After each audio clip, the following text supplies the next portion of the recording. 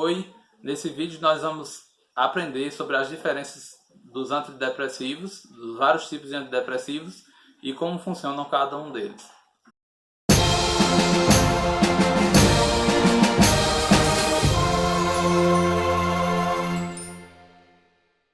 Bem, antes de falar sobre os antidepressivos no geral, nós vamos fazer uma breve definição sobre depressão.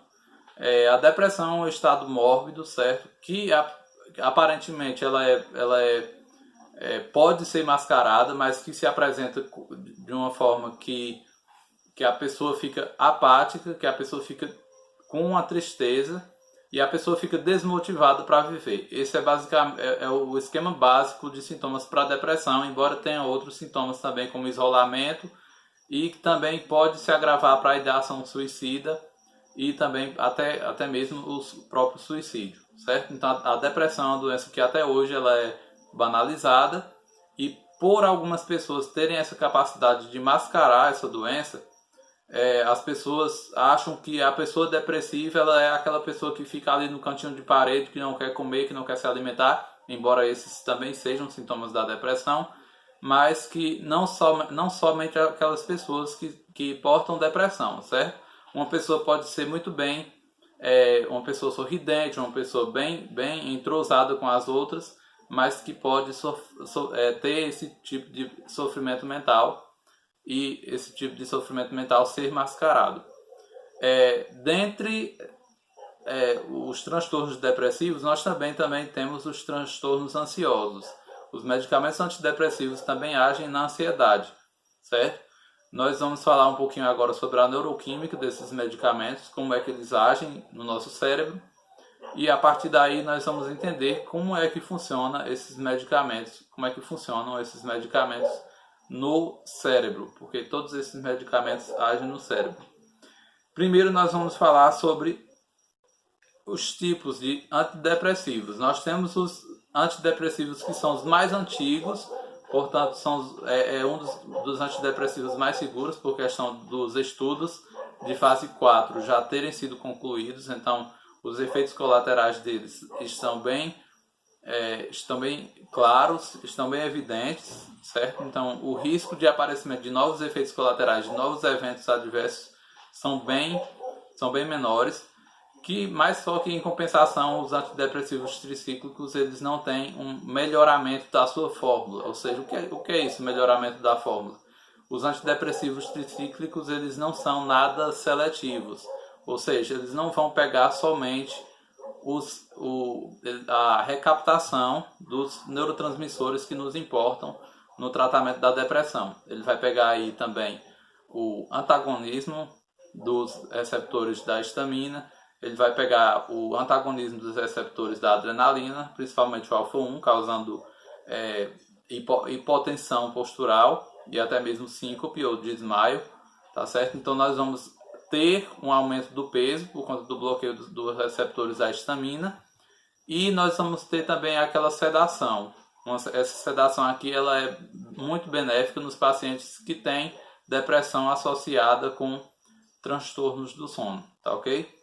Então os antidepressivos eles têm esse padrão de efeitos colaterais por conta da sua formulação, que não é bem elaborada, que não é bem trabalhada, e que, portanto, eles acabam pegando outros tipos de receptores que não é interessante, que não é importante no tratamento da depressão, e acaba tendo efeitos colaterais. Dentre os antidepressivos tricíclicos, nós encontramos os mais conhecidos, que é a amitriptilina, nortriptilina e clomipramina. São os três principais representantes dessa classe, ok?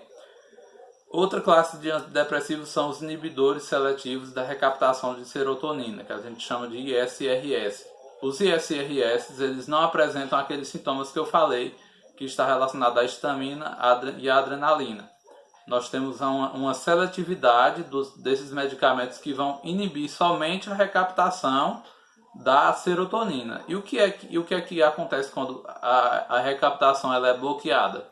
Os neurônios eles sintetizam, eles fabricam os neurotransmissores, e esses neurotransmissores eles são recaptados para serem destruídos. Quando essa recaptação, que que é trazer de volta para dentro do neurônio, o neurotransmissor, ela é bloqueada, nós temos um aumento desses neurotransmissores entre um neurônio e outro, e facilitando assim a transmissão neuroquímica entre um neurônio e outro.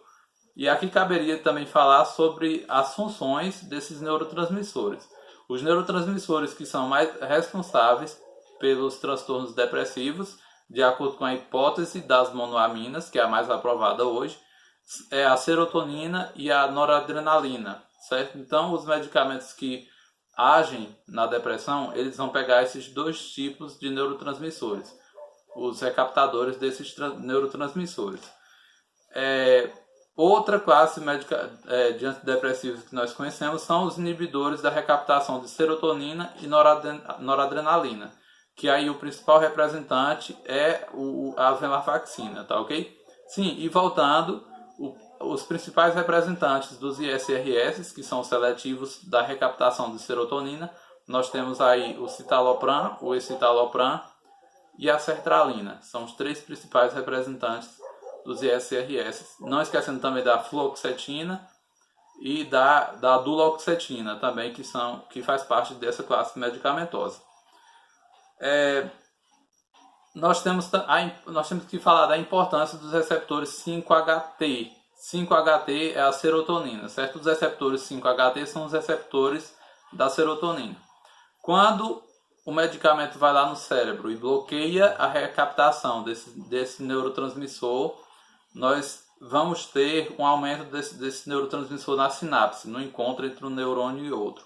E o que é que isso implica? Isso implica dizer que o neurotransmissor ele vai estar mais disponível, pelo menos por mais tempo, ali naquela sinapse para realizar a sua função. E a principal função dos neurotransmissores, como a serotonina e a noradrenalina, é exatamente estimulante, para poder estimular o humor da pessoa que está deprimida. É importante dizer que os antidepressivos, eles costumam apresentar os seus efeitos após em média 14 dias depois de tratamento contínuo, onde a pessoa começa a sentir os efeitos colaterais de imediato, assim que começa a tomar, e depois de 14 dias é que a pessoa vem ter alterações no humor, tá ok? Então muitas pessoas interrompem o tratamento nessa primeira fase, e aí é onde entra a questão da não adesão a esse tipo de terapia medicamentosa. Ok? É importante dizer isso para vocês. Nós temos ainda uma outra classe mais nova dos antidepressivos, que o principal representante é a mirtazapina. A mirtazapina é um medicamento novo que não apresenta os efeitos sexuais das outras três classes de antidepressivos, certo? Efeitos sexuais e efeitos gastrointestinais também. Efeitos sexuais, perda da libido e a disfunção erétil no caso dos homens, certo? Perda da libido nos homens e nas mulheres. E os efeitos gastrointestinais, que são diarreia, vômito, enjoo e outros tipos de efeitos que fazem parte aí do sistema gastrointestinal.